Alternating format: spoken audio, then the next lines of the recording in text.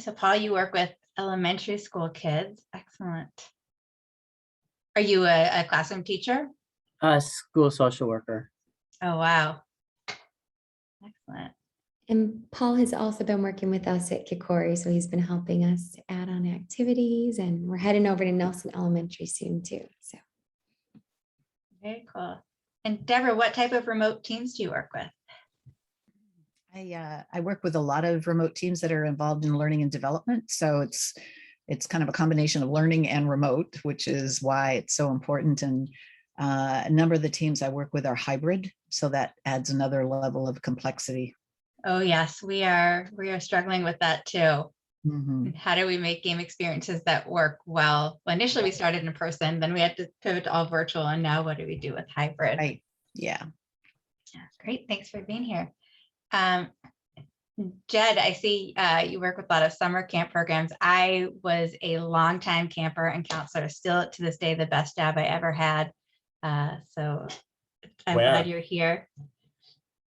Where, Alex? In the Finger Lakes in New York State. What camp? And Seneca Lake. No, well. JCC camp of Rochester and Buffalo. Very special place in my heart. And actually learn a lot about how to be in a community with other people and how to get along with people that have very different thoughts and ideas and habits as you. So it's good to learn that from a young age. Yeah, Khalil, I know you work with organizations that want to improve their culture, specifically in the areas of diversity and inclusion. That's really cool. Great. Well, this is I'm glad awesome. Just it's such a diverse group of people. I think this is a really good reflection on kind of the idea of play and how powerful it can be, and kind of cross a lot of these different disciplines. So excited to play with y'all. I am going to share my screen so we can dive in. And my Zoom has been acting a little bit funny and taking a while to load the sharing screen. So if you could give me a thumbs up once you can see the slides, then I will stop panicking that my Zoom is just broken. It's still thinking. Still thinking. Oh, almost that's there. fun. He's trying really hard. I have a feeling. Shouldn't have to think this hard. Still thinking? Nope. We can Thumbs up. skip. Oh, good. Okay. Yay. Now I can stop being super paranoid. Great. So we'll jump in.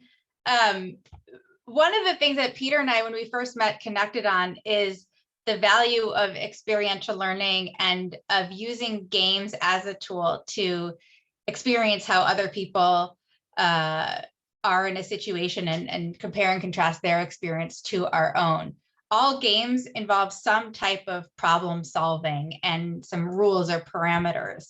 And because of that, there are certain pressures, and whether it's a time pressure, whether it's a competitive nature, and trying to outscore or outwit somebody else, whether it's a riddle solving and having to decipher certain clues, there's different pressure points. And so much of when you're working and collaborating and learning with other people are navigating these pressure points. And the idea is if you can help teams navigate through pressure points within the safe and confined situation of a game and help them reflect on that, then they can apply some of those tools and techniques into real life situations. So we're going to talk today about how not only playing games, but also the process of creating games with other people can help with this culture building and help understand some of the underlying pressures and dynamics of working with others. So Peter and I come from very, very different professional backgrounds, and it's been a pretty amazing synergy since we started working together. I've been working with organizations on change and building better infrastructure and getting more effective and efficient, both at the process and systems level, but also at the collaboration and relationships level. And how do you get people to communicate about work processes and their information needs, and the particular skills or tools that they need to use in a way that resonates with the people that they're working with and around. And so people can have a similar sense of what the process is and where everybody fits in, and not feel like they're competing with the people that they're working with, or that internal individual goals are conflicting with each other rather than working towards an organizational goal together. And Peter, do you want to say a little bit about yourself? Sure. Yeah, I brought a prop with me today. Behind me is kind of my background. I was a professional golfer for a number of years and found that play kind of cross-cut a lot of different communities. And I was always really interested in thinking about how I could help in exploring these communities and using play and using kind of my platform to help different folks learn and thrive and find what they like to do best. And so in taking a step back from that, have been really focused in on helping teams and organizations thrive, helping communities thrive through play. I think it's just an amazing place, as Alex has shared a little earlier, about both the process of playing and making games can be such an amazing mirror for your own self-development, but also recognizing, building self-awareness around the people that you work with, or your networks that you communicate with on a daily basis. So this has been a really fun kind of merging of two spaces, organizational development and working with teams, but then also thinking about it from a play lens. And it's been a really fun exploration. And I think there's a lot to uncover as we continue to grow. So the key to games as any type of learning experience is that there's some type of self-awareness. That's the most tangible learning outcome, is noticing at the individual level, how do you show up in a situation? What type of situations or games do you thrive in? Do you feel like you are really engaged and interested? What makes you nervous or stressed? So checking in on that emotional and thought level in a given moment to see how the situation's affecting you. Then identifying patterns in your behavior. What are strengths? What are vulnerabilities and areas where you could improve? And once you know that about yourself and can recognize that in specific situations, how can you use that to grow, to develop new skills, to become more comfortable in situations that you're not comfortable in, to feel more confident in addressing tensions or challenges that come up? And then also the self-awareness for the other people around you is when you're in a group of people, your own behaviors affect everybody else in the group, and understanding how you can be a more supportive team member to the other people around you, how you can encourage and accommodate others, and what your own needs are to feel like you're supported and respected by the people around you. And just becoming aware of how everybody affects each other and might unintentionally be doing some things that create a less safe or less productive and supportive environment. So we're going to get into a couple of our games first before we break down the different types of games and game mechanics and how to create games. So we use the annotate version, or the annotate feature in Zoom for our games, which lets us mark up the screen together and create a shared space. So first, I'm going to ask everybody to locate the annotate feature. You should see something on your screen that says you're viewing Alex's screen, and it might say view options as shown here. It might say there might be some dots. Oh, I just got them. Peter, are my slides showing up, or? It's just moving a little slowly for me, so I just want to check in and make sure that everyone is seeing the same thing. It should have just turned over to the sign the waiver slide. Does everyone see that? Okay. Alex, I might take it from you after you do this, and I'll share my screen, see if it's any better. That sounds good. Technical difficulties. So yeah, looks like one person already marked on a heart. So if you can find that annotate feature, it should be in that little menu drop down. There's options to draw on the screen. You can make little stamps. You can type on the screen. So if everybody wants to just play around with that, we have it written here as a waiver that we are not responsible for any harm that comes from this experience, but really it's just a way to learn the annotate feature. Is anybody having trouble finding it? It can be in a slightly different place on different devices. Okay, perfect. Ooh, we have a,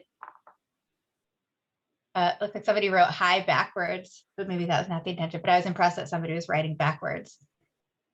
Excellent. Looks like everybody has mastered annotate. So I'm going to stop sharing to go over to Peter's screen since my computer's being a little bit funky, and then he'll go into the next exercise. All right, can everyone see that okay? Does that load any faster? Okay, awesome. I will click forward. Yes, no, so noting annotate is really helpful as we continue to do the next couple exercises here. Back to you, Alex. All right, sorry, I'm just trying to get my bearings of what was on what screen. So the first exercise we're going to do is called climate reading, and this is sort of game just to check in and see where are people feeling in this moment and what can you learn about each other really quickly that might help figure out how to better work with people and complement each other as we go into a more in-depth game that we're going to play in a minute. So if everybody could just take a moment and read through these 4 different continuums. So are you feeling energized right now? Or are you feeling more fatigued? Are you more of a learn by watching person or more of a learn by doing person? Do you tend to be more detail oriented and like getting in the weeds? Do you tend to approach things from a bigger picture, higher level perspective? And do you prefer collaborative games or competitive games? So just take a minute and mark where on each of these you tend to fall.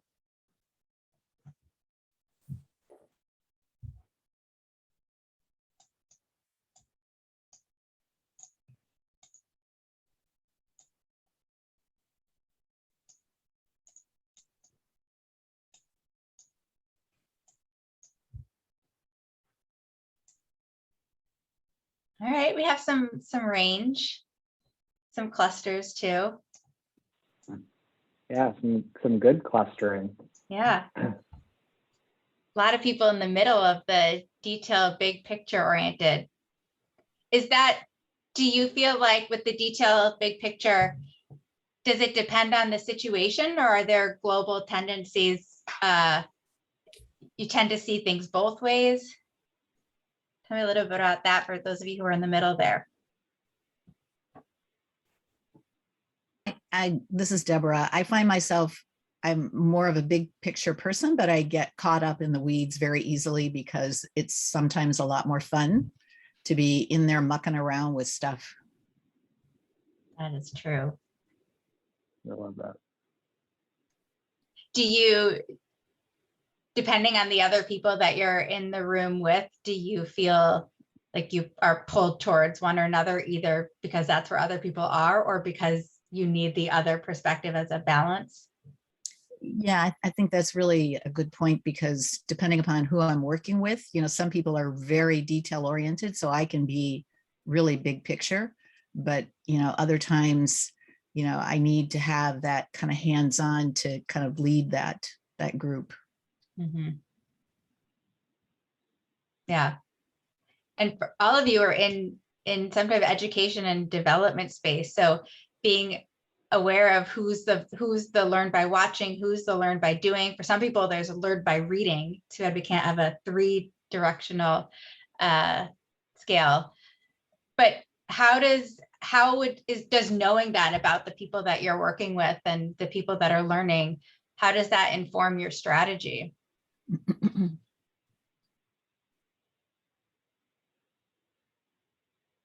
Is that something you try to learn about the people in a group that you're working with early on to inform your strategy? Well, I know for me, it's really helpful because of the content that I'm designing for my clients. So I do want to get a real good measurement of their sensitivities, of their focus, because that's going to help me with my content that I content, brings about energy. Yeah. What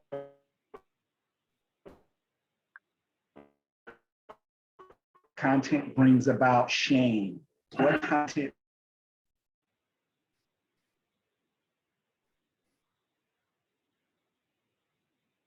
Oh no, I think we're having some connectivity issues, Khalil. Brings about people just being so really. Yeah, I think some of the audio skipped out.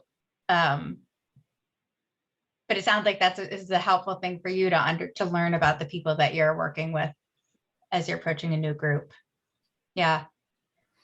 Yeah, and I heard something about energy, and looking at even this spectrum, there are quite a bit of people kind of on the right side of the energized fatigue spectrum, and so thinking about what kind of brings you energy, what is that sort of positive exercise or thing that you can do to refresh or recharge. And a lot of games, as we'll get into a little later, kind of in designing games or playing a specific game, some can be energy boosters, and some could actually be kind of energy they can take away your energy. If you start doing something really puzzle intensive or something that requires a ton of critical thinking, and that's not your type of game, or you don't find energy in trying to solve those things, that can actually drain a lot of things. So thinking about even team bonding or team building exercises as just sort of this uniform space is something that we'll talk about a little bit, and how to maybe selectively choose an exercise that can bring about a particular outcome that you're looking to get. And so we'll play one particular game today, and we'll reflect a little bit on that, and see if people are feeling more energized or less, depending on kind of what resonates with you. So we like this type of game just as a way, it's a really easy exercise to do to really quickly get at information that you might need to know that would help inform you as a teacher, instructor, facilitator in getting to the outcomes that you want to get, but also just helping people be more mindful about what their tendencies are and how it compares to the other people around them. All right, so now we're going to go into a big simulation. But first, we'll just go through the agenda for today very quickly. So as we mentioned, we're going to play one of our games, which is called Balloon Flight Simulation. It's a group problem solving experience. So get your riddle solving hats on. Then we're going to go through what are the steps of game development? How do you create a game? What are the different types of game mechanics, and how can you use different game mechanics to get at different types of learning outcomes? And then we're going to talk about how we use this exact process and framework to create Flight Balloon, the game that we're all about to play. And just to give you an example of how to think through these questions and how the experience of co-creation on a game can help learn not only about the population that you're creating the game for and the situation in which we want to use the game, but also the people that you are creating the game with, and how to strengthen your relationship with your partners in that capacity. And then we'll have some time for questions and discussion at the end. Peter, you want to lead us I'm through ready. the flight sim? I'm ready to lead us into a game world. So I think as we start, please feel free to ask any questions in the chat. Alex, Kendra, you can kind of monitor and just ping them, because I don't have a ton of visibility on the chat while I'm sharing.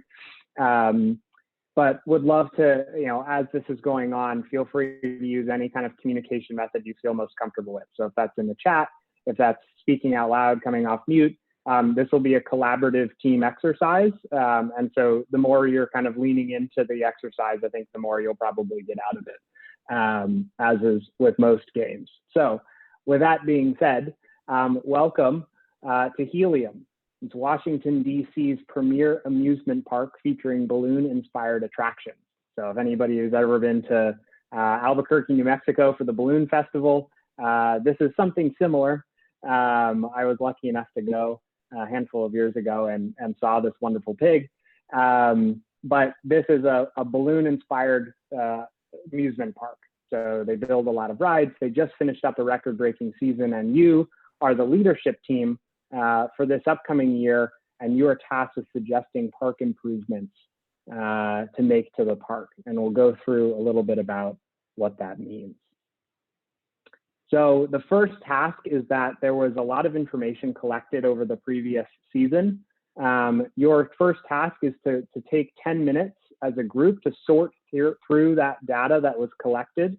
It will come in both quantitative and qualitative information on the screen in front of you, and your group will have that 10 minutes to try to sort through it, figure out what kind of questions do you want to ask to clarify that information. You've got 3 questions kind of representing the amount of time before you're going to have to make some kind of decision.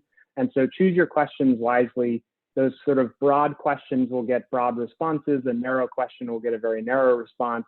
And so think about how you want to clarify the data which hasn't been fully completed. There's just some information you're not able to get through surveys and such, but if doing a little bit more due diligence, you can get that. And so asking questions to us, you will get that information. So that's task 1. Task 2 is you'll take what you know and you'll recommend one of the 16 plots in the park to build a new balloon attraction. You'll have 5 minutes to do that. And just to orient you of what this park looks like, it's a fairly simple map. Look on the bottom left of your screen, you'll see this sort of 4x4 grid. Your job is to pick one of those 16 squares. And so the information that you'll be given is all related to those sort of 16 squares of the park. And your goal is to choose both the plot itself that you're going to build in and kind of the values that you believe you want to be measured by for success. There are a couple of those as we go into the final piece of this, which is you making that final decision and marking this screen, as you'll find at the end of the simulation, on one of the 16 plots. Everyone gets a vote. You all get to put a mark in one of these places. And then at the bottom of the screen, you get to identify which values are most meaningful to the group or to yourself. The happiness, or the smiley face, is all about kind of happiness of the park. The reputation, the dollar sign is obviously about money and revenue, and the exclamation point is about risk. So those 3 characteristics are very integral to the clues and information that you'll collect. And so having a conversation around what you value as a group will be important to the answer that you give at the end. So I'll stop there before we get started to see if there are any questions.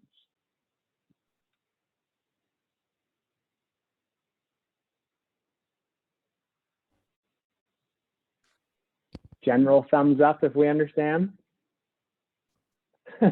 We'll see if we get there. And if you feel totally lost and confused, especially in the first few minutes, you are absolutely doing it right. The point is, how do you work through a situation where there's a lot of uncertainty while you're working with other people, and how do you navigate it together? So if you're confused and lost, you're doing perfect. And Deborah had a question, Peter. What were the, okay, and there we go. Jed answered, see?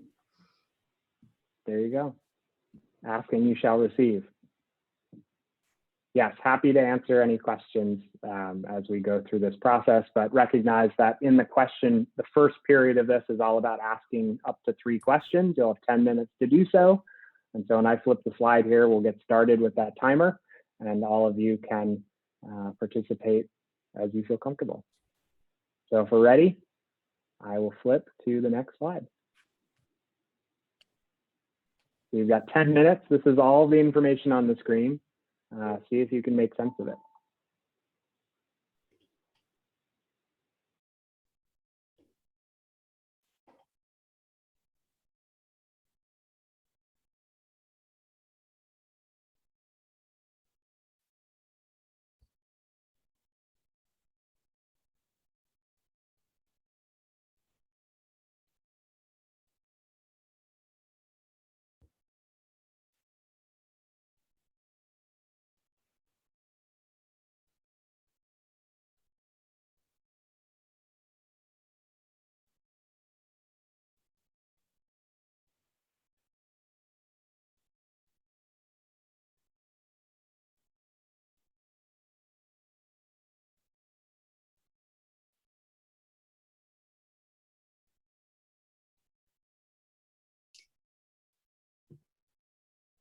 So shall we think about what these blocks mean? Because they're not labeled in terms of what the characteristics are that they're scoring.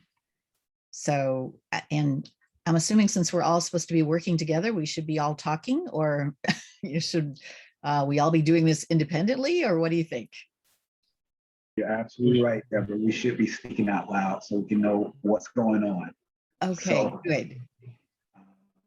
And I'm actually kind of an introvert, so this is kind of pushing me out of my comfort zone. Me Um, too. Me too. Glad you mentioned that. I'm a more of a person who, when I see something related to safety, I tend to pay more attention to it. So over here where it says, where is it? The risk of an accident goes up when building in the NW quadrant, as well as when the plot extra. So I'm really concerned about safety. So that, to me, I'm concerned about making sure I know where that quadrant is at, so we can make sure that we have, whether it's signs or anything safety related, make sure that people don't hurt themselves. So do you think, which one of these charts is related to safety, do you think? Because Can I jump in a second? Because I'm missing some information. Is there any way you can enlarge the presentation or reduce it? Because I'm getting the bottom part cut off. One of the things you can do, Paul, is you can, if you see between, I think if you go to view options, split side by side mode at the top, and then there's two little lines in the middle, and you can pull our picture smaller to make the slide bigger, if that made sense. Got it, thanks. Great, thank And you. close the chat helps also. Thanks. But that does raise the question, what the heck are all these four things that we're looking at? Which is probably where I would want to start. I mean, I understand the comment, I kind of understand the comments, but the four charts to me are basically complete gobbledygook. And I'll also say there's a star in the bottom right. Is that just something that somebody dropped an annotate in there that didn't get erased from before, maybe? Is that one of our questions? The last No. one, definitely not. yeah, I put the arrow up there by George because I thought that's what Paul was talking about in terms of safety and risk. So I don't know. There, I cleared it. I think a question would be, what is the meaning of these four quantitative grids that we're seeing here? Mm-hmm. That would be certainly be a level one question that I would have. Okay, so you're asking, we need to identify these symbols. What does the N mean? What do the stars mean? Is that what you're saying? Yeah, I mean, I think that each of these four grids is telling us something different. Something, yeah. Like maybe the bottom grid is how much it costs to build an attraction there. I don't know, I made that up. Or I don't know what or maybe that's how many, or maybe the top left is how many attractions are already in the grid. I don't know what the meaning is of these four. I mean, these 16 box grids to me are clearly the map of the park, but I don't know what the things that are in the four different ones actually represent. And I would kind of want to know that. Yeah. Because you can't evaluate, for the most part, I don't think you can evaluate the qualitative comments without knowing what that information is.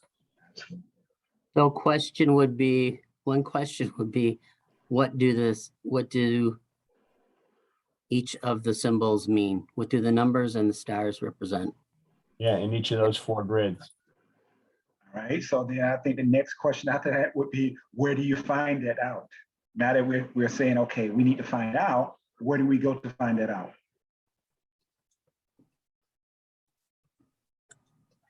Game Master? Whenever you're ready to ask a question, you can ask me and I will answer it. That answers Oh, that so we don't have to question. wait You till don't the have- end until we have. Nope. So is that a reason? Can we? So Game Master? What do the symbols represent? I can answer that question.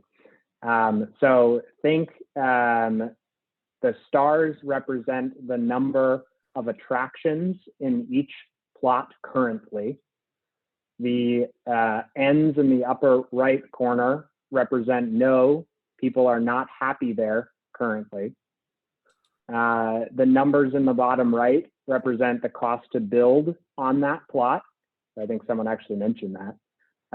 And the bottom left is alphanumeric.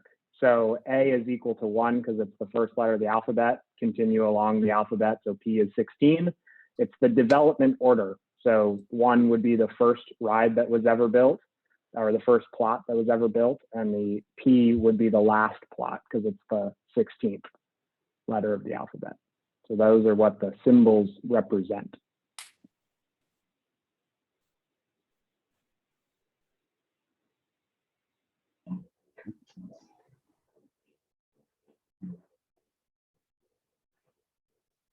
So order of attractions is the lower left. Right, team? Yep. And the number of attractions in each plot is the upper left. And what was the N for? Happiness or lack thereof, I think. Happiness or lack of happiness? Right. So I think the N was not happy, as I recall. Is that right, Peter? That's correct. So there does seem to be a bit of a correlation between the number. So there's 1, 2, 3, 4. There's 5 grids where people are not happy. 1, 2, And 3. of those 5 grids, 3 of them have the three Yep, I grids noticed that that. have 3 Mhm. rides 3 are rides, yep. all unhappy people. Yep. Yeah. Okay, more condensed space. Okay. That would tell me you don't want to build on a 3, and you probably don't want to build on a 2 because that will Right, make it. exactly. Mm-hmm. Okay. Do we want to know, do we want to ask a question about resources, like what resources we have? Is the bottom right about cost? Yes, that's what I'm. And so Okay, so Yeah. do we know how much we have to spend? it doesn't look like it, but I'm wondering if we want to go based on when attractions are safer and ticket prices are lower, people are happier. Mhm, So the more expensive the property, probably the more expensive the ticket prices would be. mhm.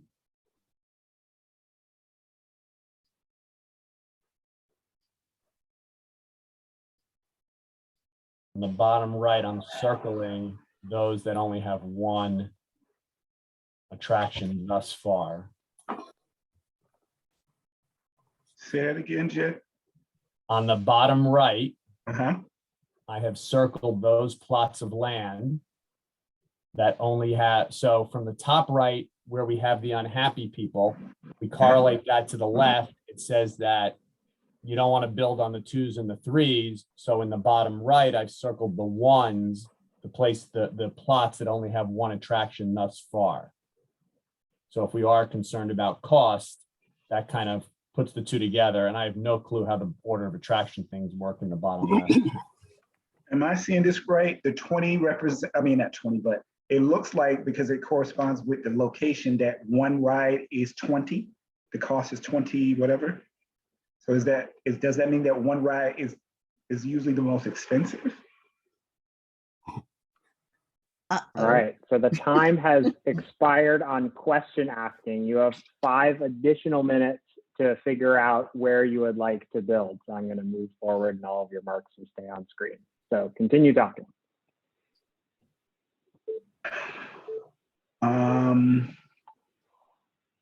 Yeah, to me, we definitely want to build in areas that are not congested. So where there's only 1 star. Top right corner seems like an ideal space to build. There's no node up there. And you've already circled it at 20. That means it's going to be more expensive. Ah, that's what it is. Okay. It's more costly. Okay, got you. Yeah, so if we looked at the upper left, it's a happy, it's only a 10, Mhm. and there is a relatively new attraction there because it's P. And there's only one attraction there. So I wonder if it makes sense to put something else next to a popular, less expensive place. So top left Mhm. seems like a good choice. I just tried Top to put a left. star there. Yep, I definitely agree with that. Annotate, there we go. So I put a star in the top left. That seems to Okay. be a good place to build. I'm just wondering. I'm just wondering though. What does E stand for? What I heard, and I It'd missed be it, A, B, A, B, C, D, E. So that was the 5. 5th attraction. Okay, so it comes in the, okay, so they're using the alphabet as far as the order process. Right. A would be the first attraction. Okay. Yep. Okay. I think that's what I heard, but I heard that too. okay, good. Now, the downside of building on the top left is Mhm. that is the northwest quadrant. Oh, shoot. You're right. And so that increases the risk of accident. Good check. Jed. Good. That So would what tell me- about the second row on the right at the edge of the right? Because the cost of that is 5. Mhm. The number of attractions is 2 stars. It's not, there's no N there. That's why I was asking about the E, because it's got an E there, which is the part I don't understand. So that was the 5th attraction they built. Mhm. Mhm. The other one I thought of Interesting. is the fourth column, second row at to N5. Yeah, And there's no N, there's no yeah. not happy, and it's there's 2 stars. Mhm. I would worry about that because when you go to 2 stars to 3 stars, it seems to be where the ends show. The ends tend to show up on the 3 stars. And so I would worry that if you build on an attraction that already in a plot that already has 2, that you're then pushing it to 3, which makes it a not happy. Well, Okay. that would make me think that we're going to really build on only spaces that have 1 star. That would be my suggestion. Yeah, 1, 2, 3, 4, 5, 6, 7. There's 7 1 stars. Right, those are the ones that are circled in purple on the bottom right. Got you. You're already on it. Okay. So I have a question for the team. What do we understand what the alphanumeric developmental order is in terms of the process? I do not. Like, is there a value in going higher versus lower? The only thing that I think that it says, Angela's point is if the new attraction is on prime number plots and plots are listed in development order. I can't say that I totally understand that.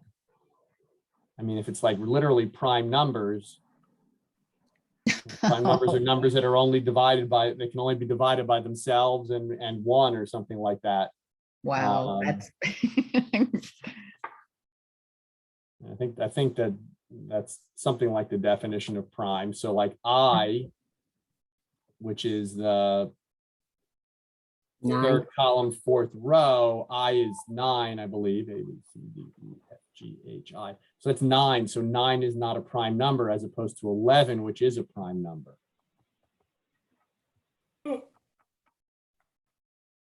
All right, the time has expired. We'll give you 1 more minute of kind of deliberation, and then we'll ask you to pick a final plot.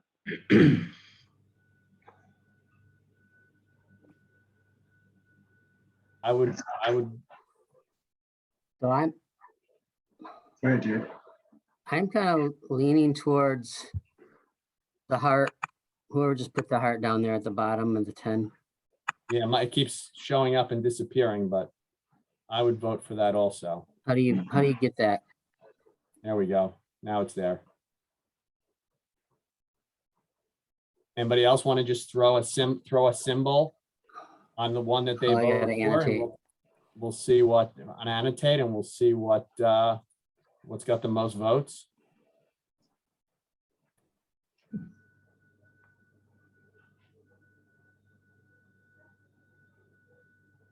Unfortunately, the annotate, at least on my machine, seems to be very laggy. Yeah. Okay, I think we've got it. Yeah, I see some consensus being built here.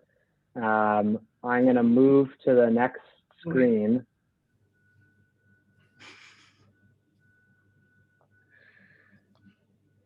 All right, I'm going to move to the next screen, and obviously it's going to change things around. But what I am seeing is there were marks here. Was anybody else? If you see that heart that I just put down, that's what I heard that most people were putting hearts in. Does anyone else feel like they want to mark a different part of the park? Might have been some in D3, I'm not sure. Yeah, I thought there was D3 as well. Late. But it was hard to, it was really hard to tell. I find that it, like I said, I found found it to be very laggy. Mm-hmm.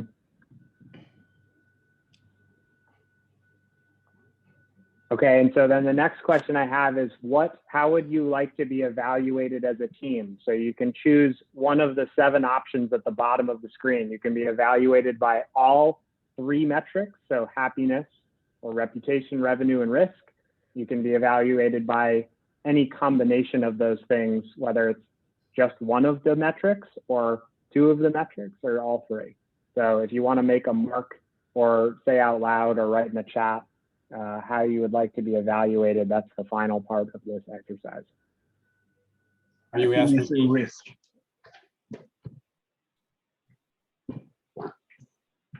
I like all 3. Yeah. I think we hurt ourselves though, because with cost, because didn't we do a lot of number 10s? We're only building on 1 plot of land. Okay. And so we're only building on C4, which was kind of mid in terms of development, but I don't think had a lot of engineering costs. And they Yeah, it said was a that 10. cost and risk drive happiness, I think was the statement.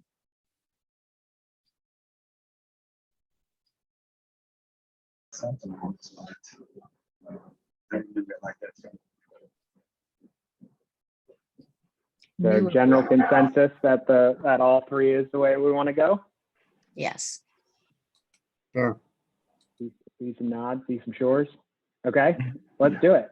So what will happen is the grid in the middle will fill in. The darker squares are best in kind of as you are evaluated by the metrics you've chosen, and the lighter squares are less good. And you as a team selected one of the best spots. It was really well done in terms of how you evaluated a lot of the information on the screen. But just to kind of walk through this, I think someone might have put down D3. I saw some stars at the end there. That was also a really good plot. So whoever was thinking that was probably thinking in a similar mindset. There were a couple different options that were good. And I think at some point during the game, A1 was being focused on, and someone mentioned something about risk. And that was really good because that was a more risky spot. So you can see how that might have reflected in the final score of any kind of risk metric. So How many I'll leave this here. How many colors are there, Peter? How many different variations are there? There are 4. So there's the darkest, there's the kind of medium gray, which is like D4. There is a B3, is like a light gray, and then there's a white. And if we had chosen a different metric along the bottom, this grid would look different. Yep. So if you chose, for example, just happiness, this is what it would look like. Hmm. And if you had chosen risk and do you have any that you're curious about? Just profits. I would be curious of risk, profit, and happiness individually. Yeah. I know so Khalil happiness is the mentioned one you're early on looking that at. he was really Yeah. thinking about safety. So maybe we could see what from a pure safety standpoint. So pure safety looks like this.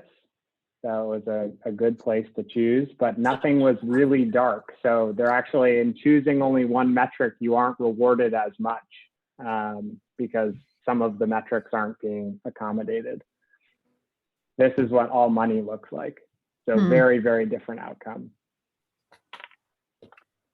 I think someone had mentioned that it was that you were going to be building on a plot that required $10, and the darker plots are ones that obviously would have been more costly, but it didn't factor in any of the risk pieces. So that's why some of the upper left is featured. So lots of different possible scenarios here. We don't define what's right or wrong in terms of how you select this sort of bottom metric, but we really want to help people reflect on, if you have a certain set of values, that's very much the set of values that you should evaluate yourself on, and not try to put yourself into a bucket that you're not necessarily comfortable with. I mean, Alex and I work with a lot of nonprofits or a lot of groups that are thinking about not necessarily making the most amount of money, but making the most amount of impact. And so if you're measuring that as success, it changes your mindset a lot toward how you might orient your projects or your workflow or what you're focused on in that particular point of time. So hopefully helpful. Would love to get feedback. I'll pass it over to Alex here for a debrief. Why are you following me?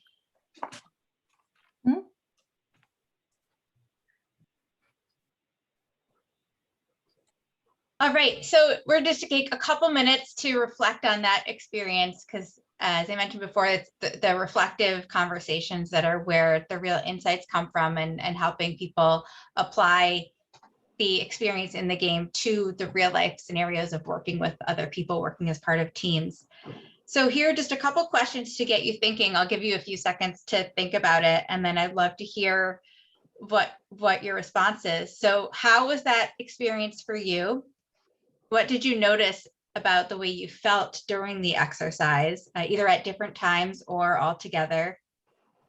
How do you think you showed up for your team members? And how did your experience, the thoughts that you had, the feelings that came up, the role that you played, does that remind you of any real life experiences that you have in your work or in other situations where you're collaborating with other people? I'd love to hear your thoughts on any of these. I was really upset when we were given more time, but we couldn't ask questions. I was like, dang, we lost our window of opportunity to get more information. So did that, was that distracting to you, that feeling of a missed opportunity? Did that weigh on you as you went through the problem solving piece? Not too bad, but I did notice it. Mm-hmm.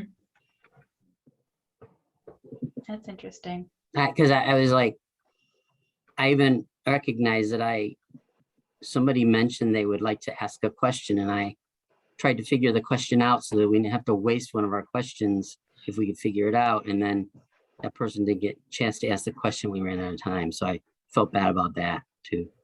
Mm-hmm. And I find that that's one of the things that comes up often in my work is teaching, is supervisors who want to teach staff that it's okay to ask questions. And in this case, it was, I felt like we wanted to be careful not to use our, not to use our 3 questions up frivolously. And we ended up only asking, I think, 1 because we were so concerned about running out. We didn't utilize, we were so concerned about losing our resource that we didn't use all of our resource. Yep. Mm. You're right, Yeah, absolutely right. Great reflection. Yeah. So I would say on average, the average number of questions that are asked are about 1 point something for that same, I think, similar reasons. So you see it a lot. So I was going to say that, I felt some anxiety as we got started, because it was like, okay, I'm not quite sure what we're supposed to be doing here. And in terms of real life work experiences, because I work with remote teams, they don't always know each other very well. And so I think we had the same dynamic going here, is like, I don't know, the backgrounds of people. I don't know really what your strengths are. So it's hard to kind of say, oh, Jed, you already know about this. And so, let's use your expertise. So I think it was interesting to see kind of like us forming as a group. And then, how do we move forward as a group, when we don't know each other. So. And even when you do know each other. Yeah. Yeah. And Deborah, you took a big risk at the beginning of saying you're usually sort of introverted, and so you're going out of your comfort zone. But that was pretty early on. I think it's because I do a lot of training, and I know that that silence is really hard when you're doing an exercise. So, absolutely. I'd like to share this with my experience. I've been a special education teacher, and like seeing this activity, like it was like a nightmare when I saw it come up, because to process and brainstorm with a group is really challenging, especially if you don't have the information prior. So like for me to get this information, try to process it while listening to other people's comments is definitely caused a lot of anxiety. And as a result, I'll just listen and then process it on my own, and then able to come up with an answer. But that activity like this is definitely one that causes a lot of anxiety. But it's interesting if you're given a little bit of information right before, or just, time to process it on your own before diving in with everybody else, then I feel like I could contribute. But so it was Ashley, you brought up some really good points, and that if you guys were a team that worked together and we were saying, okay, how could we apply this going forward? Then as a point of process, it might be helpful to say, okay, when a new project is introduced, it sounds like some members of the team need a few minutes to read it on their own and think about it, and maybe come up with questions, or analyze what's being asked before they start talking about it, or before they start working about it. And that could be in terms of advocating for your own problem solving needs or your own process needs. That could start a really important conversation. I think Thanks. Khalil, you had something you were going to add before. I just really enjoyed the exercise. What came up for me is just how organically people kind of rise to the top as far as what they bring to the table. And I think that when you're securing your leadership in yourself, when you allow that to happen, it makes it easier for you to accept, digest, and then continue to collaborate harmoniously. When you're able to kind of get outside of yourself and allow people to kind of, organically rise to the top. And I noticed that with this exercise, one thing that really helped me too is when I heard Deborah speak about being an introvert. So when I hear things like this, and I think other people too, to a certain extent, when you hear someone saying something that amounts to I'm stretching myself, right? It gives me a clue to say, okay, I need to stretch myself too, right? So it kind of brings the temperature down just a little bit, because I know I'm not alone, that this is difficult. And then how Jed just kind of, came up into a leadership position, it made me feel even better. So I noticed how people were able to occupy spaces that I just couldn't, and it just made it easier for the collaboration. So I think it was a great work all the way around. Yeah, you guys were a really successful team for people who'd never met each other before, and we're using this clunky platform. You excelled for sure. So speaking of the clunky platform, I think that the other thing that interesting that came up, which is a challenge that I have constantly with online facilitation is varying levels of technological availability and expertise. And I think it was great that, so Paul, you had, I think with Paul, you said you had the problem seeing part of it, right? And so I think two things come out of that. One is that you always have people like that, but they don't always say something like Paul did. So I thought it was great, Paul, that you spoke up and we were able to solve that problem. But it also points to the fact that online, I have this problem constantly, that there is such a variation of technological expertise as well as just technology. And it can really be a barrier. And if you didn't say anything, Paul, you would have missed half the exercise. Yeah, and that's interesting you bring that out, because just to share an experience I had last night with my daughter, who's like 26 and she's still taking college classes. Yesterday she came home from school and she had an assignment that was coming up, and the teacher she was really upset because she couldn't access the material on the web portal. And as it turns out, she did ask the teacher about it, and she's not one to speak up. But the teacher had not released that information yet, and none of the kids in this junior college said anything that they couldn't access the information. So the generation, just kids advocating for themselves. So it's an issue that we try to deal with in schools too, teaching, especially special ed kids, to speak up. Yeah, something I wanted to add about the information is that it was so ambiguous and not complete. And, we have this illusion that when we do these exercises that we should provide all the data and so everyone could make an informed decision. But this is much more real life because, chances are I might have seen these kinds of charts and not known what they stood for. And so it was good to have that ambiguity as part of the exercise. Yeah, it was very deliberate on our part. And when we get to later in this session where we're talking about the process that we use to create this, it was, what are some of those very common potential pain points in working with the group? And incomplete information or ambiguous information is a huge one. And how a team deals with that. Even who can ask for, who feels comfortable asking questions. Is there time allowed for asking questions? Is there time allowed to dedicating to answer questions? And that's something that doesn't show up a lot.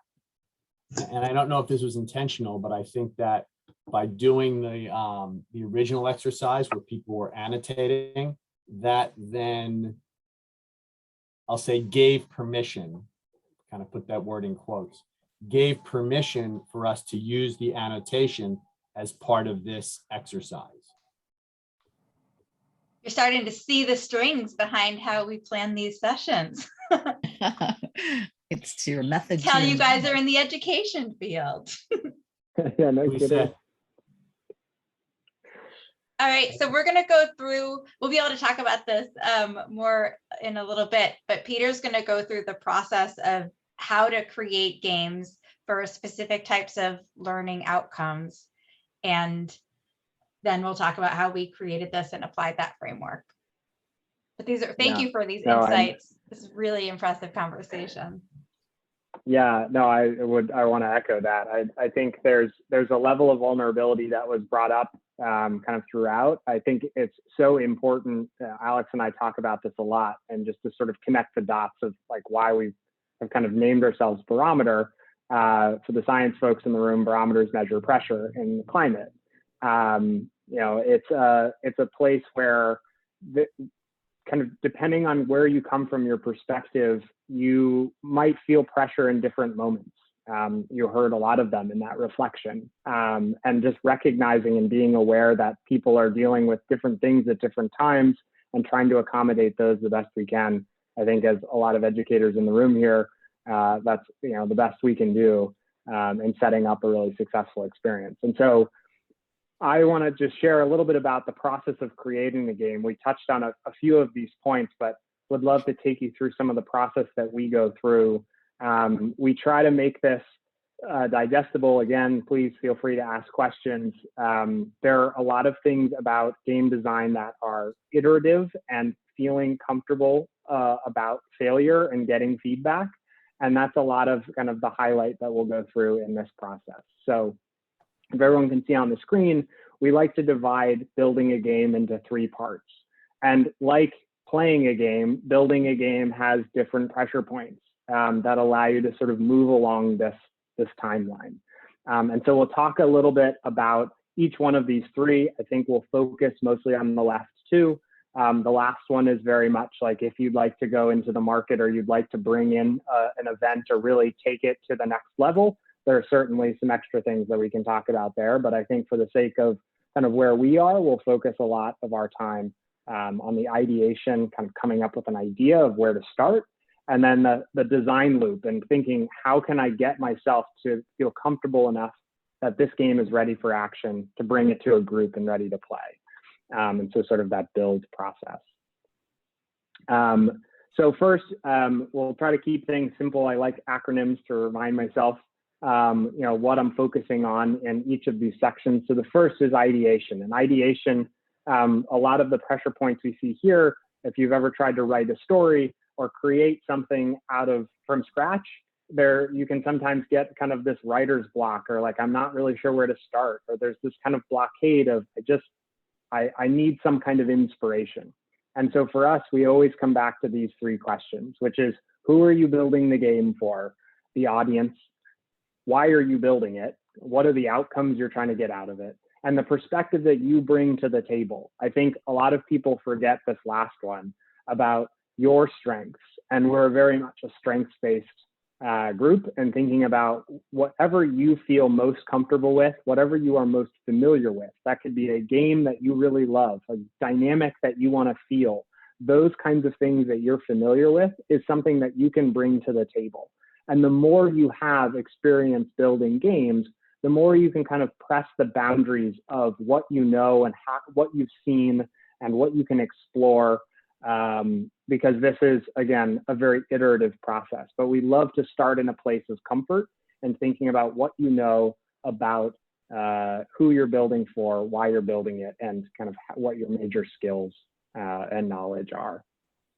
And then as you sort of move toward, activating different parts of this game, this is a lot of the work that we've done with Kikori and building a playlist of games to show you different types of game mechanics. And so this part of the design process is all about iteration and kind of what you're building.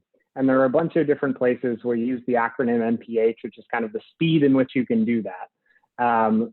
So mechanics, there are so many different types of game mechanics. I'm sure you've all played different types of games. You have different emotions as you play. You have different feelings toward kind of other players, or you feel like you need to activate a certain part of your brain or your relationship skills or your kind of interconnectivity to the game itself. And those feelings are either positive or negative. I don't think everyone in the world is going to rally around one kind of game mechanic. You can think about like a puzzle. Not everyone loves puzzles, but some people are really fascinated and kind of entranced by trying to solve something they don't quite know. Some people love the social relationships of games, so playing those kind of communication fun, like Taboo or Password or charade style type games, or you're trying to communicate something effectively. And doing that is a bit of a puzzle, right? Because you're trying to figure out how to resonate with someone else, but it is a lot of relationship building. And so really leveraging certain game mechanics can help unlock a game in a way that just kind of putting something together and hoping it works doesn't necessarily achieve. And so thinking critically about mechanics. And then prototyping is something that I feel like can be really intimidating in building a game. There are so many tools at your disposal, and it's really building awareness of what those tools look like. And as you've seen today, we've tried to activate a PowerPoint presentation, which is, I think, probably the world's most boring way to give a lecture, right? Of just like kind of rolling through slides. And how can you make that slightly more entertaining? And how can you use that as a prototype to something bigger and better? And Alex will share in a little bit about how we've tried to convert this game into an actual app platform that we're working on a development company with. And so thinking about how you can build a game or a thought or an idea that you have in the most accessible way can be really helpful to just getting something out into the world. So that could be coins and paper. It could be, you know, doing something fun and kinetic just to kind of see if the dynamic you're trying to get to works. I think a lot of us have seen exercises that have worked. And if you can critically think, what is it that's kind of making this a magical moment, that will really help in refining kind of your prototype and how you build a game.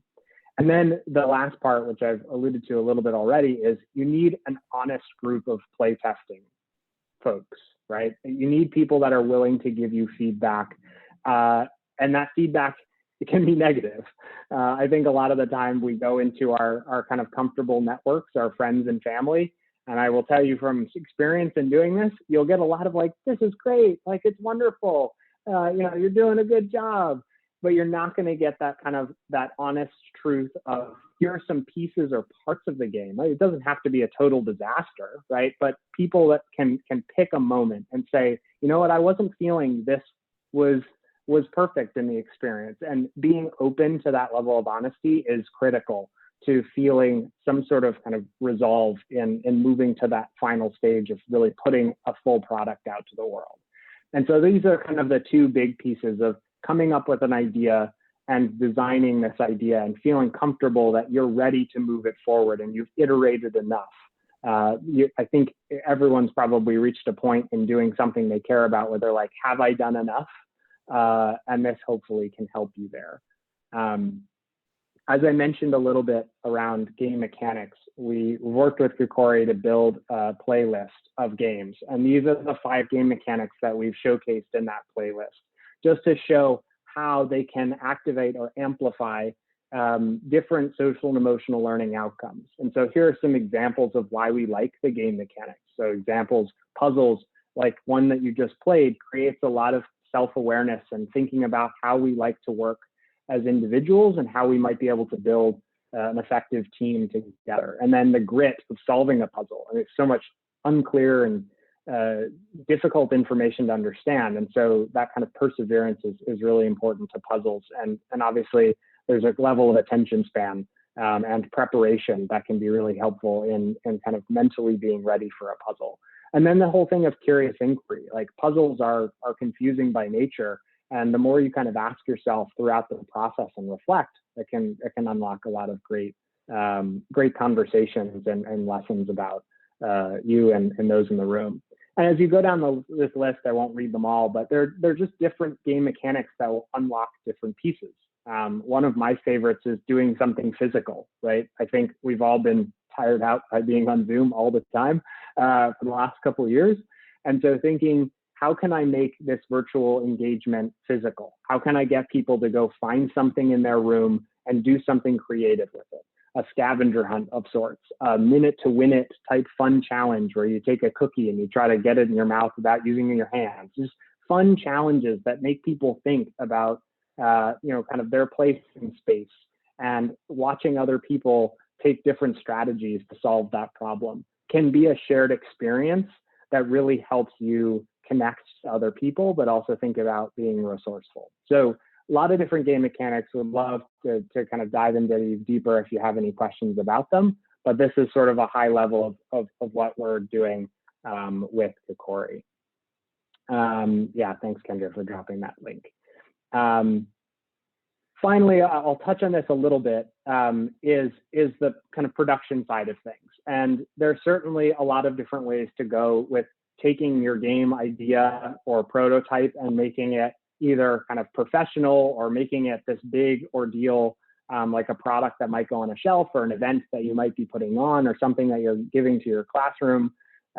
Really thinking about sort of how you amplify this process. So the agenda, the materials you're using, and the promotion are really big. It's essentially a marketing exercise. I think we've found with a lot of our games, being very clear on why you're playing this game. So I think, you know, we had comments from Ashley, I think, made a comment about, you know, being prepared and coming in and understanding what you're doing can be almost as important than the game itself. And so thinking about how you can build an agenda and plan for rolling out your game, the materials you plan to use, and people mentioned technology and literacy around materials, and understanding what you're about to use, again, is a really important piece to games. You could have the greatest game in the world, but if no one knows how to play it, it's really hard. It's really hard to enjoy. And then kind of how you take that and promote it and get people to advocate for your product so that it gets into more classrooms or in more places of the world. I think there's a very intentional production strategy to games and success and making them grow. But that is a lot of pieces. I see a question from Jed. A balloon game, good question. It is not on the Kikori app. We have a deck that we have used as kind of a prototype for the last few years. We're working on an app, and we're hoping that we can release that app to people that are facilitators. That is ultimately our audience, and that we want to share with you to be able to use in the classroom. So I guess stay tuned for when we have a product soon that we can share with you all, because we'd love to get your feedback on how you use it. Because again, like for us, we think it has a lot of different use cases, but until we put it in front of people, it's hard to know for sure. So that's kind of the high level kind of three scenarios or three phases of ideation.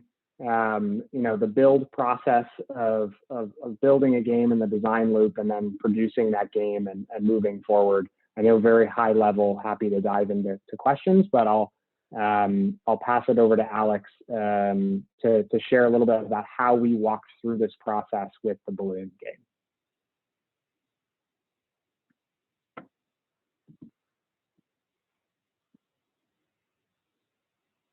I was on mute. Sorry about that. I'll go through this fast because I want to make sure we have some time for discussion.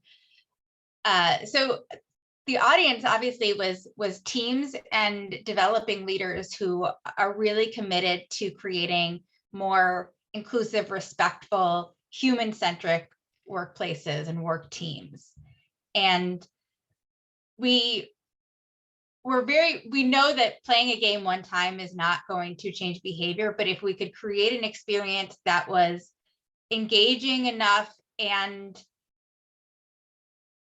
stimulating enough, whether it was produced discomfort or produced enough questions, that it would be a catalyst for ongoing discussion, for both internal discussions on, oh, wow, why did I feel uncomfortable? And how could I get over that discomfort in another session?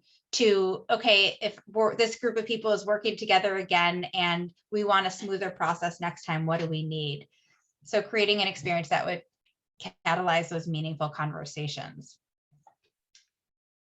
Then the perspectives were, I came from, the idea for this was, I do a lot of trainings for managers on how do you manage, how do you communicate, time management, project management. I have a project management background, and was thinking, how do I make these trainings more engaging? Because as Peter mentioned, PowerPoint is not a great way to learn. And even in more engaging workshops where there's some discussion and maybe even some practice of skills, with things that were uncomfortable, with situations in which we're uncomfortable, you just have to practice being in that situation to really change your experience with it. You can say, okay, next time I'm going to do this, but until you have a chance to practice stepping up, like Deborah did so beautifully, saying, okay, I'm going to put myself out there, it can be really hard to do. So we wanted to create these situations to give people an opportunity to practice those uncomfortable pain points. Then, Peter, you want to go to the next slide? When we started working on this, it was in 2019, so before the pandemic, and we were actually using, if you look on the left of the screen here, we were using these toddler building game pieces, and that was the basis of the game. Of what could we create different types of rules that people would read in a different way and have them build a structure. and have things timed, and then people have to explain what they're built. It was taking a very different angle, and we were thinking more towards a board game or a box of different types of games that were very tangible. And we had a couple really interesting games developed, and then the pandemic started, and we realized, okay, we need to, people aren't going to be in the same space for a while, and people might not be wanting to touch game pieces that other people are going to be touching. So how do we take those principles and apply them to the virtual space? Plus, you have the added, as a few of you mentioned, when you're working with people virtually, there's a whole new set of challenging dynamics, from different levels of comfort and experience with technology to the physical environments people are in, and whether they have access to reliable internet, whether people have pets or children in the background and there's distractions, just to being very limited in what types of input you're getting from other people. It's a lot easier to read somebody's mood or tell how engaged they are when you don't just see this little box of their head and shoulders. So we wanted to take advantage of those limitations and build them into the games themselves. So we've been working on it and designing for a couple of years now, and we play every time we have a meeting with our team. We play games with each other and analyze how we did in the game. A lot of people would probably think we were crazy. It's like, it takes the fun out of it when you dissect it. But to us, it's really interesting to, once I learned very early on that Peter likes to throw a lot of different complications and hurdles and really ramp up the riddle aspect of things. And, in the simulation that you did, one of the clues was about the Northwest quadrant, and Peter initially wanted to have it so that the Northwest was not what you would think of as Northwest, but that it was really flipped around. And I said, that's too hard. We don't want people to tune out and get mad at us to a point where they won't even engage. So just getting to know how we think and how we can leverage the different ways that we think to creating a better experience, and to thinking through use cases that different groups might want to take to use this. And then, as Peter mentioned, once we figured out that we could do this virtually using slides, and we will use surveys and some different Google G Suite applications, we realized we wanted to develop a software platform that would allow other facilitators to use the game and be able to set different variables. We have a lot of different variations of Balloon. So there's one where you can assign roles to specific people. So you have someone who's the project manager, and they're very focused on staying on task. And you have one person that's the culture specialist, and they're making sure everybody feels heard and engaged and is having fun. And you have one person who is the team leader and is making sure that you're solving the problem the right way. That's one variation. We have one where we pause more in the middle to talk about process and revisiting the process and trying different types of processes and rules to see what conditions make the team feel more comfortable and thrive. So been playing around with it, and hopefully we'll have the app pretty soon. But right now, Peter and I are doing the facilitation of all of our games itself. So if you have a group or a situation where you think it would be helpful to bring one of these, please let us know, and we'd be happy to talk to you about this or several of our other games that we can facilitate. So that's it. And now I just want to open up the rest of the time to questions and comments, what you think, and if you have any ideas for games you might create or how you might use games differently in the future.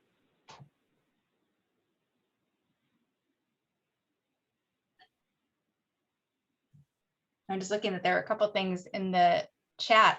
Deborah, I'd like that, to come up with as many questions as possible. I was reading James Clear's book about habits, and he talks about an exercise that the professor did to have people take the perfect picture. And there were two groups. So one group was told to take as many pictures as possible, and the other was submit just the perfect picture.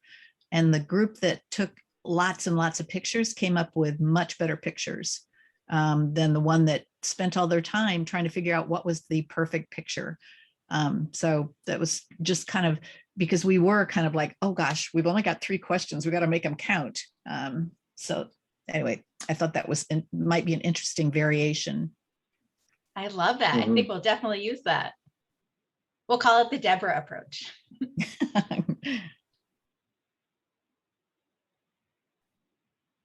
Yeah, you touch on a really interesting psychological point there, though. And I think the concept of don't try to be perfect definitely comes into game design a lot. You know, throwing an idea out there is an idea, and it should be celebrated. You know, not getting stuck in the this has to be the perfect game mentality is sometimes a really helpful approach. So I love that. One of the things that came up for me while I was playing is the possibility of having almost like trading cards to be a part of the process. So that way you have another layer to the game. So maybe somebody's doing something and maybe there's a point in the game where a person is able to win a card. And so that card is now physically mailed to him or her. And so during the game, maybe that card is a card that can say we pause, whatever. It'll have a function, but it's something physical. So it brings in another element to the game. So that's one of the things that came up for me. Yeah, absolutely. I think one of the pieces that Alex has talked a little bit about layering different parts of this game. Sometimes we'll give people a particular individual role. So a lot like you were saying, Khalil, and it might be, instead of thinking about the best possible outcome, all you care about is finishing as fast as possible. Your pressure is time. And so now, how does that change the entire dynamic of the team if someone's just like, I just want to come in and get out and be done? And that might short circuit some people because they're like, wait, I don't quite understand, and it leaves people behind. And so now you've got to reconcile that pressure. What if it was all about coming into consensus? It didn't matter if you were right, it just mattered that everyone agreed. Totally different set of pressures, right? It deals with a lot of you know, people and perspectives in the room. And so I think those are the kinds of layers that can make this just another dimension. And so I love that kind of mailing out a card as a way to like make it a little bit more tangible. I also thought it was interesting that in the balloon scenario that we chose the variables to be evaluated against at the end as opposed to at the beginning. I don't know what to make of it. I don't know if you always do it that way. I guess I don't know what to make of that, but I thought it was an interesting process. It's really good feedback. I think some groups take the prompt that we share at the beginning backwards and say, what are our values? Like Khalil shared at the beginning, I think risk is really important. I think that helps set a trajectory for a conversation, right? And I can't remember who brought it up. Might have been Eric, might have been someone else.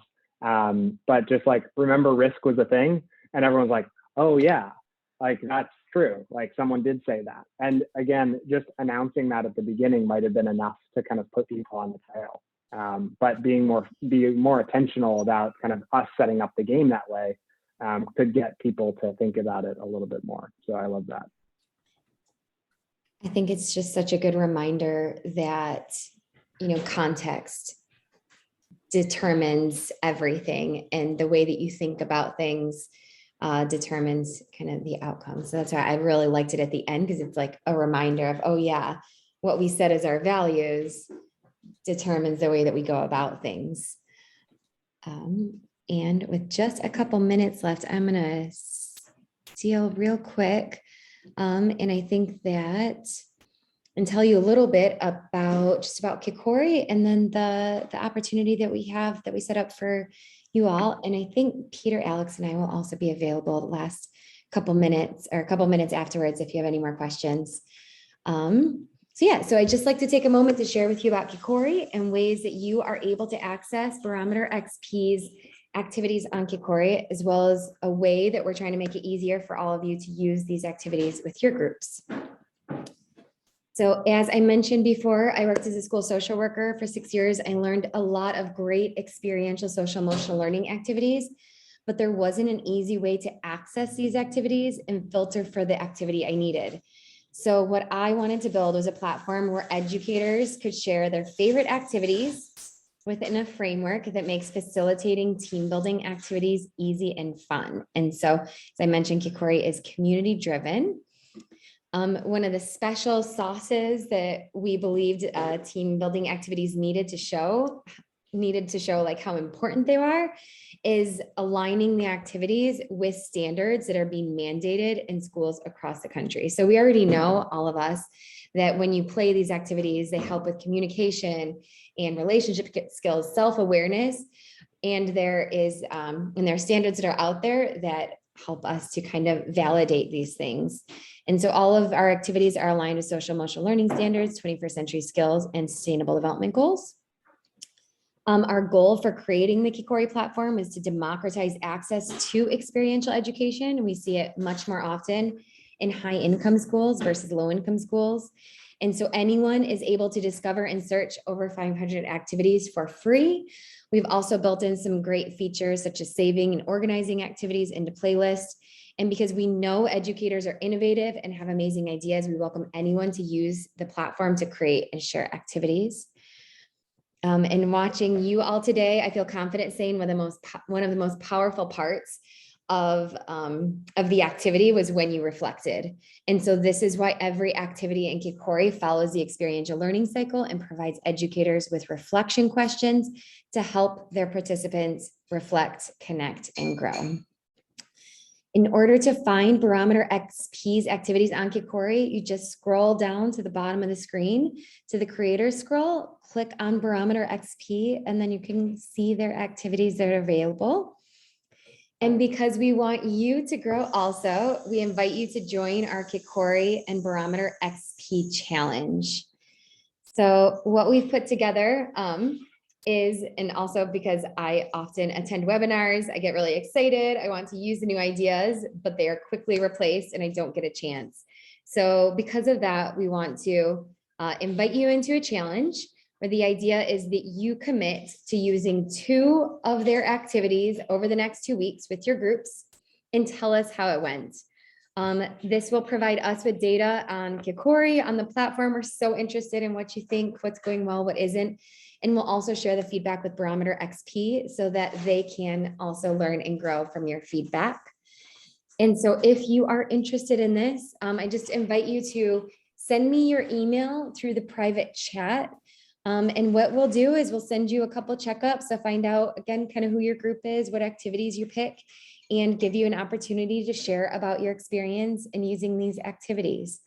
And yeah, that's what we've got for today. So I'm going to stop share and just see, if anyone has any other questions or comments or feedback for today. Well, I have a question, and I probably get this answered if I go on the website. When a person plays the game, does it retain the data to the game? On the Kikori platform? Uh-huh. So right now we are literally like developing at this moment a way for users to say that they played the game, who they played the game with, so how many participants, who they played the game with, and notes. And so that should be coming out like in a week or so. So that's where we're at right now. But even as far as the information that you would want us to collect, like I would love if you could even send me an email and tell me like what that dream would be, because we're in the midst of adding these features in, if that makes sense. Yeah. Or you could share or you could just tell me right now kind of what you think would be awesome, like that the activity collected for you.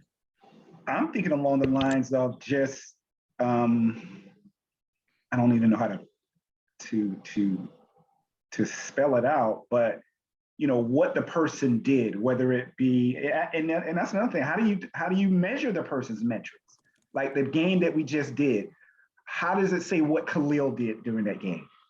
Right? And then something that's going to give Khalil some insight to himself, and then I can take that and store that and be able to now measure if there's growth there or if there's static there. And then that way for me, it's an indication of where a client needs to be helped or so on and so forth. So I'm interested in when a person plays the game, how you collect the information and what type of information you're collecting, so they're leaving knowing whatever it is that they were able to be measured by. Yeah, and I can speak to that for in Barometer's games. We'll have ability to collect and report on more metrics when we have the app, but the version we have now, for the sake of time, we used this expedited version of the slides, but we actually have one where rather than everybody just agreeing verbally on the screen and us marking which plot you choose and which value you want to choose, we have everybody complete a form. It's a Google survey. And so they provide that information, but then we also ask a few very short questions about the experience. Did you feel like you were respected? Do you feel like you were challenged? Do you have thoughts on how you would improve better? So we get that from each individual, and we can look at it both at the individual level, but then it will show up on the screen how many people felt like they had fun, how many people felt like they were heard and respected, how many people felt like they made a meaningful contribution. And that, by showing what a team everybody scored really high in, and what, not individually, but collectively, what people reported feeling really strong about or less strong about. We could say, okay, well, is this an instance that comes up a lot with this team where people don't feel heard and respected? And is that something that might be worth more discussion, whether it's for some type of professional development or facilitated session, whether they would want to play another game with Barometer or with another company that did to team and skill building games that was specifically focused on that. And so that's right now, we're just doing the very basic, but we really do want to have more metrics for both the team performance, but also the individual. So if groups come through and they do the balloon simulation a couple different times, we have a few different skill set, different clue sets. We could see over time, okay, Khalil didn't have so much fun the first time and didn't feel heard and respected, but the second time he did, and the third time, now he feels like he's able to take the lead. So we think that's really important. Very cool. And then the link that I put in here is it's called the Holistic Student Assessment. And this is one of the assessments that we're hoping to work together with. They are really unique because, in my opinion, because the areas that they measure are a sense of belonging, a sense of assertiveness, ability to physically engage, and then ability to reflect. And so that physical engagement and reflection is something that I've really only seen in this assessment, which is obviously what we think is really, really important, and our skills that really need to be built. So that's a group that we're trying to work together with. And I'm getting a PhD in education. So my goal with my dissertation is to use this and see if there's a way we can collaborate and build it into the platform. Another question, hopefully I'm not hogging the space. Do you have the capability, or does a person have the capability of creating a unique game? So if I'm able to get on the platform, does it allow you to be able to create something that's unique, or is a platform where you kind of have templates? So eventually everybody will be able to kind of create the same type of game. And because where I'm getting at is that if you're able to create something unique, maybe that can have some marking ability for, let's say, group A. Now they've created a unique game, so now they can kind of market that as their game for their company. So, any thoughts around just the flexibility of creativity if you decided that you wanted to create your own game? So with the Kikori platform, we do have an outline. So there is a template which includes that play, reflect, connect, grow. So that learn outline. But within that, anyone is able to create your own, activity and add in your own unique elements. And I'm not sure if you've been able to download it, but you would be the creator. So you'd be able to, show sort of who you are and how you are. And it's kind of like a meditation app. You can find, that way people can find, all right, I really love the way that this facilitator leads these activities, does these activities, if that makes sense. And so you can create the activities right on the app itself. as well as on the web app. So on the desktop version, that was one of the reasons why we built that, and Paul can speak a little bit to the importance of being able to just type in order to create the activities. And if you see the outline, you're like, wow, this would be a really cool addition, we welcome your feedback. Like, we love to see what y'all think. Thank you. Mhm. Ashley, were you going to say something? No? Okay. So I had a question about the barometer activities on Kikori. I was just looking at them and it looks like they're more for in-person at the moment. Is that right? I mean, I can see where I could do some of them. Oh, you were asking about the ones that are on the platform. Sorry, I misread that question. Yeah, sorry. Some of them are in person. They're all written to be done in person, but they can be adapted to virtual. Like the PowerPoint karaoke would be really easy to adapt virtually. Even the minute to win it, having people have the equipment and set that up, it could be really fun watching people's experience. And yeah, okay, got it. Thank you. I have sometimes a it's I was just going to add, sorry, Paul, I'll just follow up on just a quick piece of that. Sometimes it's about building in a space to be able to do this. And so we're exploring different types of platforms. Obviously, we're all on Zoom. There are some new technologies that are out there that allow you to have more of a kind of self-directed kind of space. We really like using a platform called Gather. Might be something interesting to look into, but it allows you to create a more kind of happy hour-esque feel, right? Kind of that personal, where if you are moving closer to someone, you get to hear them, and if you move farther away, you disappear. And so it has that kind of spatial audio, spatial chat, exactly. Yeah, there are a bunch of different programs that use this technology called spatial audio, and you might be able to activate it really effectively for a game that you feel like is probably best physical, but all of a sudden you allow yourself or allow people to self-direct them in the room. And now all of a sudden you can do a scavenger hunt, or you could do something that's a little bit more virtually oriented. So hopefully that's helpful. I think a lot of these activities you can convert when you think about those kinds of spaces. Thank you. Sorry, Paul.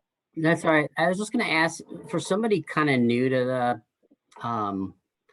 not so much to the team building element of it, but more to the game theory element. Do you have any recommendations of books for maybe people who are just starting out and trying to get their feet wet in creating more simple games, particularly for children? How to give any book recommendations or resources? Can rock my brain. I've got a bunch of things kind of swirling in my head. If you wouldn't mind throwing in your email, I can send you a list of those things, or if other people are interested, in the chat, happy to share.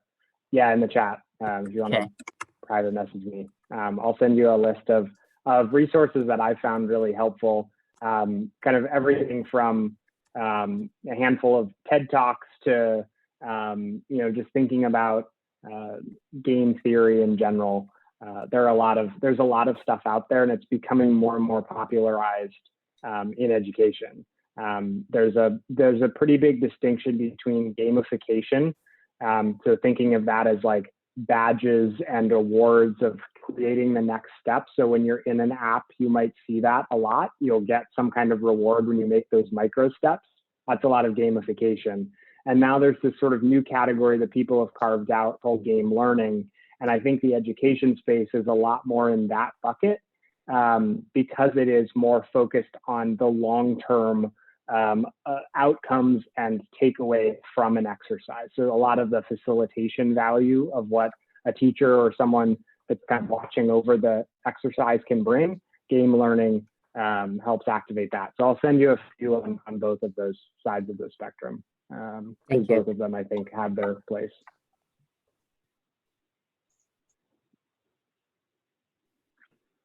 Thank you. Thank you so much. Yeah, there are any other questions? I just wanted to throw out there also, if anyone does create an activity. My professor is all about motivating and people to create their own activities. And so we're gifting a book of metaphors PDF from him.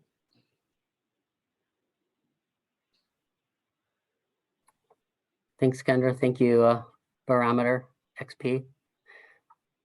Thank you so much.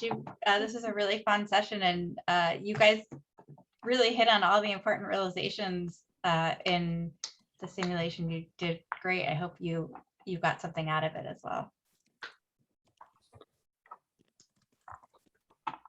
Thanks.